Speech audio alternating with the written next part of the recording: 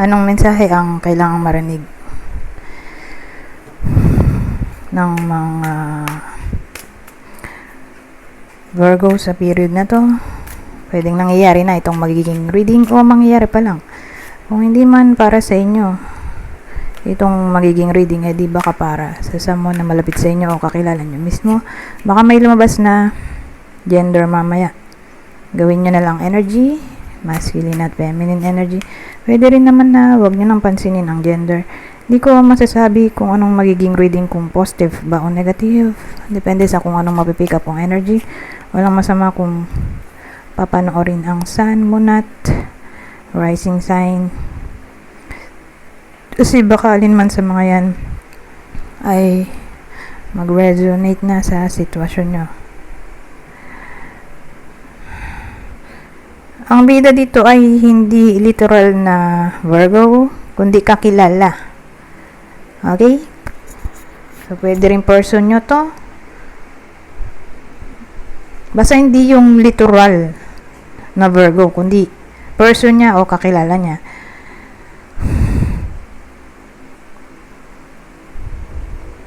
Mamaya maglalagay tayo ng description para makilala nyo kung sino ba to. So, probably babae. Pwede rin namang lalaki kung introvert siya. Okay?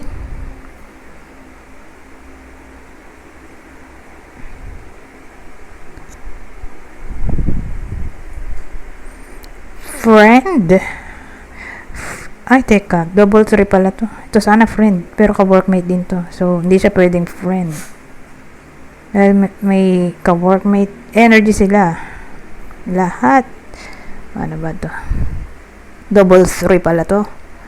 Hindi ko lang napansin. So, meron tayo ditong 3 of Pentacles. So, 3 of Cups. The Devil. At ang uli nga ay Queen of Wands.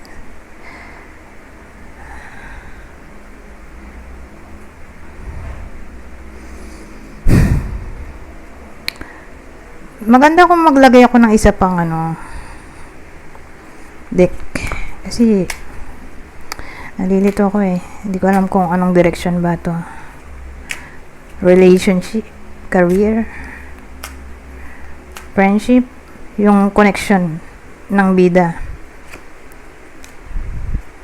Bida, syempre, yung Virgo. Dun sa tinutukoy ko dito. Anong connection nilang dalawa?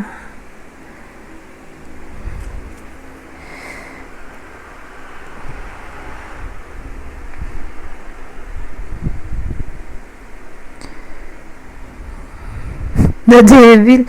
Ito, toxic to. Toxic energy. Ano pa to? Mas lalong toxic. Ano to? Ito rin yan eh. Queen of Wands. Ito rin yun. Queen of Clubs. So, literal na babae. Ano? More like kapamilya to. O kadugo. Kasi may house tayo dito. Kapamilya, kadugo, kapitbahay.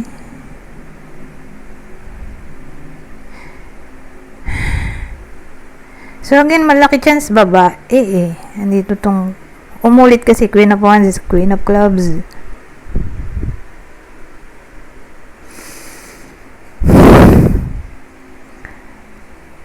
Kasi itong coffin nire-represent din niya yung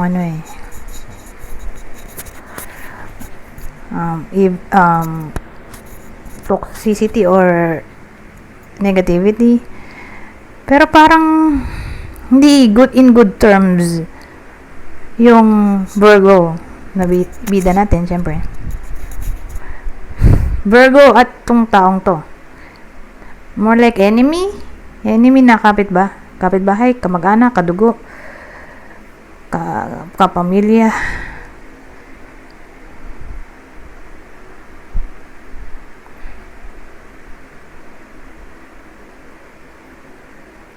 Ba't nandito pa siya? O fake. Dishonesty rin kasi ang meaning nitong snake eh. Jealousy, betrayal, enviousness, treacherous,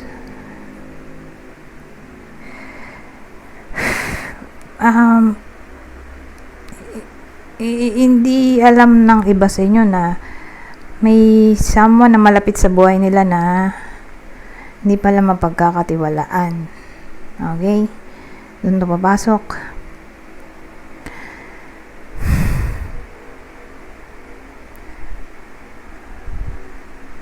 Kasi ending din to eh. Hindi siya pwedeng tumama dito. Kasi may connection dito sa dalawang tree eh. Connection support. So sabihin ko sana ending. Pero andito siya eh.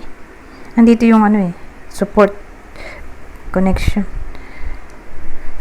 So sabihin na lang natin itong coffin ay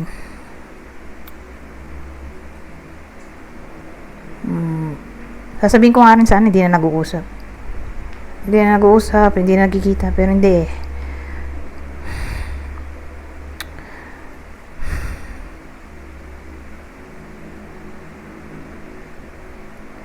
Sabihin nating dating nakaaway ng iba sa inyo, magmumukha na tong renewal. Kung di siya ending, di renewal. Kumbaga nag-away na yung iba sa inyo at itong taong to dati tapos nagkaayos ulit.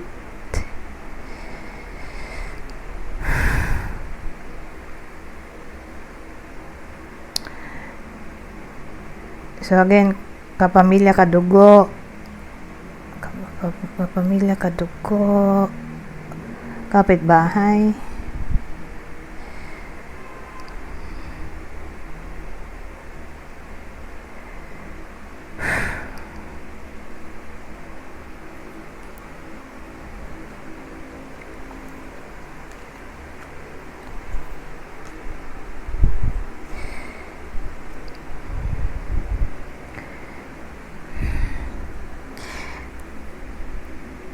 kasi may double 3 tayo. So ang double 3, 'di ba, usually 3 ay may kinalaman sa teamwork, connection, collaboration, growth,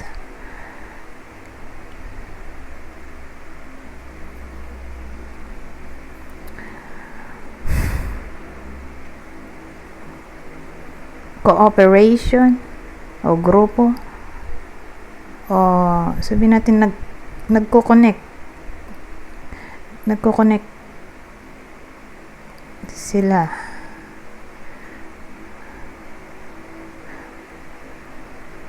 o grupo. So papasok din dyan yung support, assistance,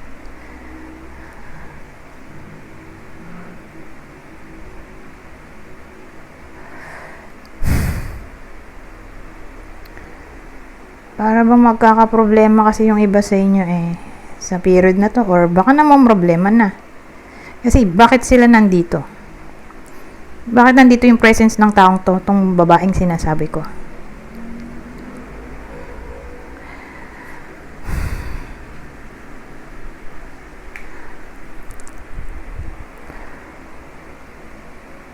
Kasi nga bibigay siya ng support. Fake support ba?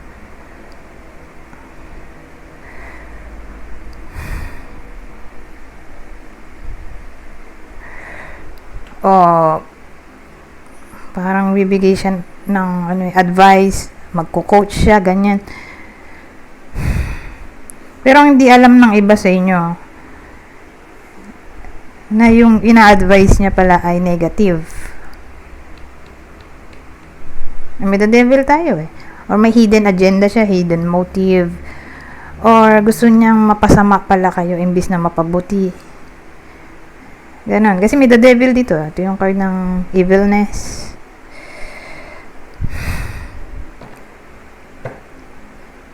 So, So, in times of crisis, magpapakita tong taong to. Kunwari, magbibigay ng sympathy, empathy. Pero ang totoo, masaya pa siguro siya na namang problema ang iba sa inyo. Bibigay siya kuno-kuno ng mga advice, pero deep inside, masaya siya na may problema ang iba sa inyo. Ito yung tinatawag na fake na tao. Okay? Hindi maaasahan, hindi mapagkakatiwalaan. Ano kaya yung probable problem na may encounter ng iba sa inyo or na-encounter na? Okay? Para masabi nyo kung nangyayari na ba to o mangyayari pa lang. So, mag-ingat na lang sa kapamilya, kadugo, kapitbahay na nakaaway na dati at nagkaayos ulit.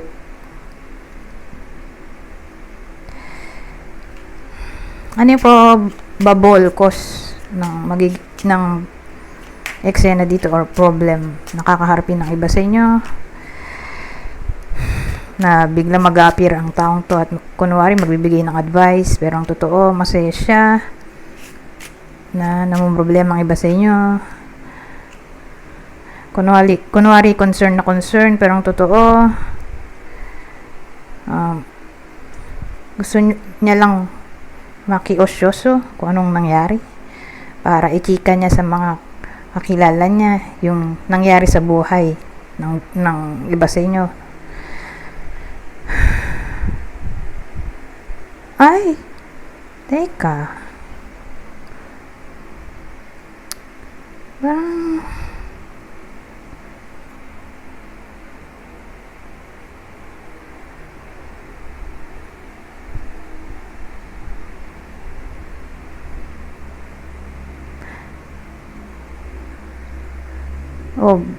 ay teka.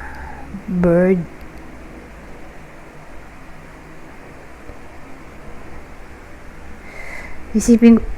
Iisipin ko sana hindi relationship, hindi pala.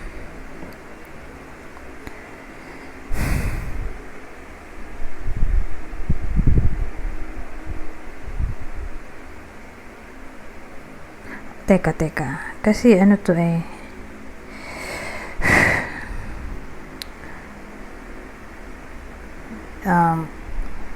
mice.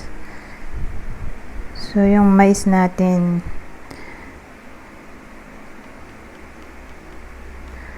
marami pwedeng meaning. Cheating ba to? Nagging? Pero may communication tayo.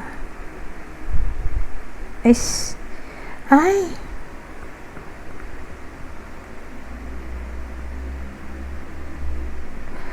Eto, naging clear na dito anong pinagmulan ng away. Nag-away yung iba sa inyo at kapatid niya. Ayun, nagkasamaan sila ng loob through communication. May mga masasakit na salita na napag-usapan. So again, pwedeng sa call, sa text, sa chat. Ayan, lumabas na dito yung pinakaugat. Kung sino nga ba yung sabi ko, kapamilya, kadugo, kapitbahay. Mukhang kapatid. Kapatid yung nakaaway dito. Pero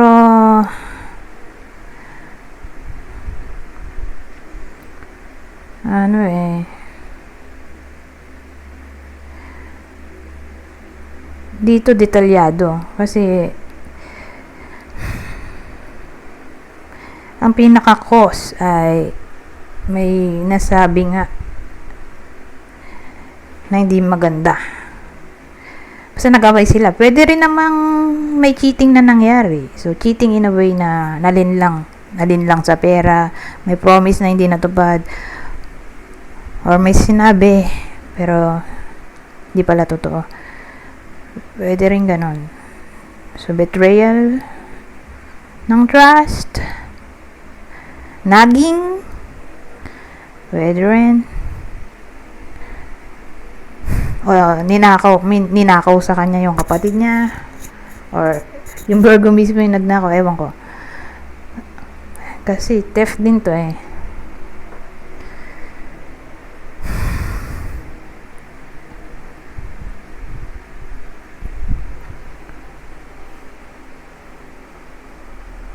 So, yan. Nagkaroon ng masasakit na salita. Nagbatuhan ng mga masasakit na salita. Kaaway ay kapatid.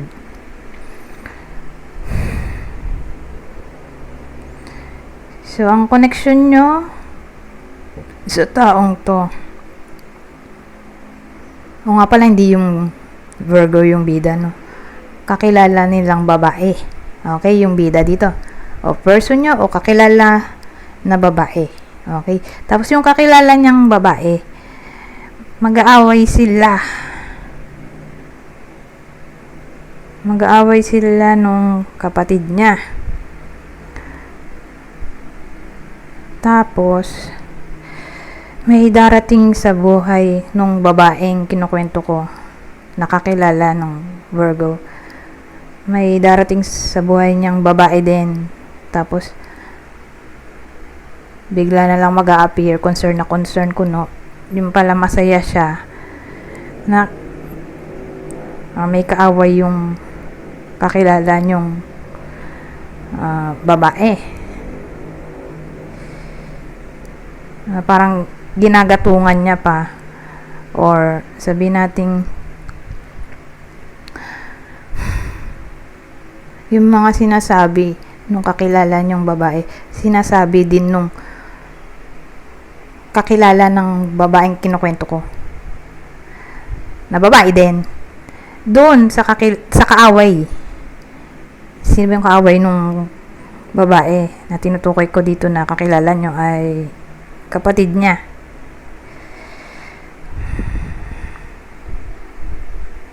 So, ganun ang dating dito, oh.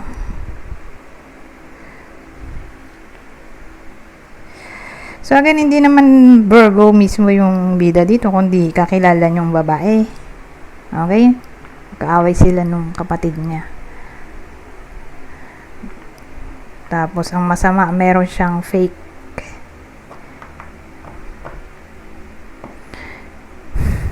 friend or someone na pinagkakatiwalaan na imbis na pagbatiin lalo pang pinag-aaway, nag-offer kuno ng support sa kanilang dalawa, dun sa babaeng kakilala nyo at dun sa kapatid nung kakilala nyo. Pero ang totoo, pinag-aaway niya. Ganon. Yung sinasabi nung friend yung babae, sinasabi niya doon sa kapatid nung babae yung masasakit na salita. So, syempre, magre-react yung kapatid. Kaya, ayun, nag-aaway sila lalo. So, yung devil dito ay yung kakilala na babae. Okay? Nakakilala nyo rin. Parang ma-explain to. Kakilala, yung bida kasi dito, babae. 'Di ba? Kakilalang babae ng Virgo. Tapos ang may dadating sa buhay niya, magme-message, kunwari concern na concern. Yun nga yung kakilala niyang babae rin. Tapos ayun, yun, yung babaeng yun. Yun yung devil dito, yung kakilala ng kakilala nyo na babae na mag-a-appear feeling close. So, hindi naman Virgo talaga yung bida dito. Hindi kakilala nyo. Okay? Yan dating dito. Na mababalitaan nyo na lang. So, kung sakaling ganito yung mangyari, at least bibigyan nyo ng advice. Diba? Yung kakilala nyo. Na wag pagkatiwalaan ng babae. Kung may dumating sa buhay niya na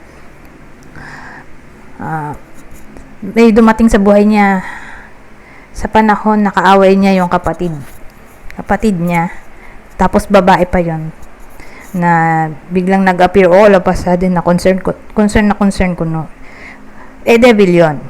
Okay? Huwag niya pansinin. Dahil lalong lalala yung problema dito. Mag-aawayin silang dalawa. Saka masaya pa siya na namamroblema yung kakilala niyong babae.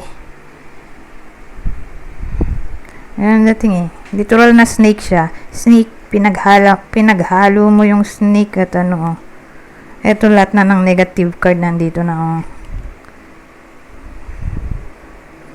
ito neutral kasi to neutral nga ba ito? Nakalimutan ko na. Neutral ito, positive.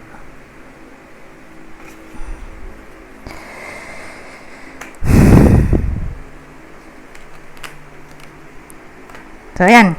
Ganyan dating. Kung sakaling may babalitaan kayo na kakilala nyo, tapos nag-away sila ng kapatid niya, alam nyo na ang gagawin. Ganoon na lang i-advise nyo sa kaibigan nyo or kakilala nyo na babae. Okay? Specific tayo.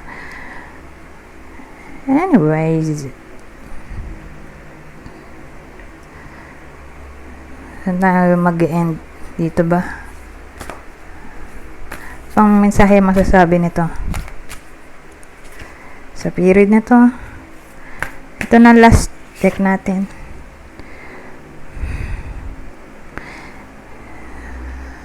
So ang dating sa akin, halimbawa may kakilala kayo o kayo mismo yung nasa travel agency, may kailangan sa traveling yung work, o baka OFW, kakapera sila dito. Basta yung work may kailangan sa traveling, delivery, di ba? Delivery o online business na may kinalaman sa delivery, kasi may business na walang delivery, di ba? Walang online transaction. So any business na may kinalaman sa delivery, nagaganon, may delivery nga. Ayun, malaki ang income sa period na to. Kasi may money tayo. Lalaki ang income. Sales. Dito papasok din yung rider.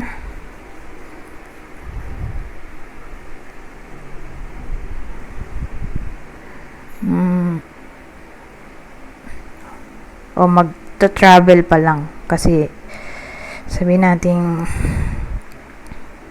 papasok dito yung migration. Kasi nga mag-work abroad. So case to case basis. O may nilalakad ng visa. Sabihin natin ganon. Ay tuloy na yan. So compared mo yung salary nung sa abroad dito sa Philippines, mas malaki talaga doon. Kaya kung naglalakad na ng visa o nagpo-process na ng documents, ayun, papalarin na makalipad pa abroad. Or baka nagbabalak pa lang. May iba sa inyo magbabalak mag-abroad.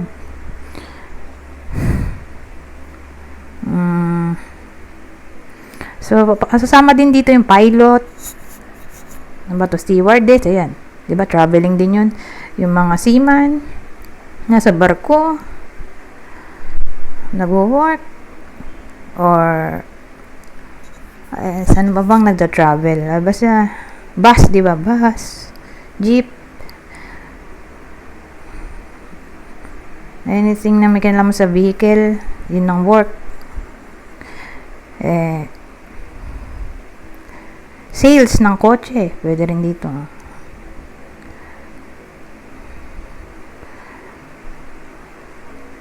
So, may improvement ba sa pera? So, dun lang siya applicable. Kahit gustuin ko man na lahat na lang sana. Pero may travel kasi tayo. May word na travel. So specific eh. Doon may money. Improvement sa money. Income. O doon magkakapera.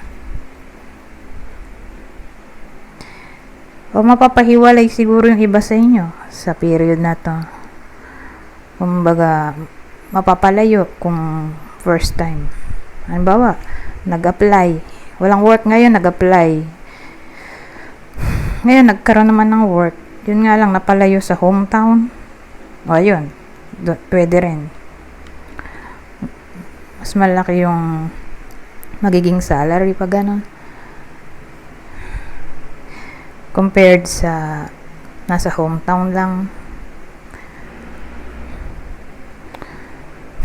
Basta may kinalaman sa traveling kasi to. Doon may pera. Anyways, hanggang dito na lang. Goodbye. For now.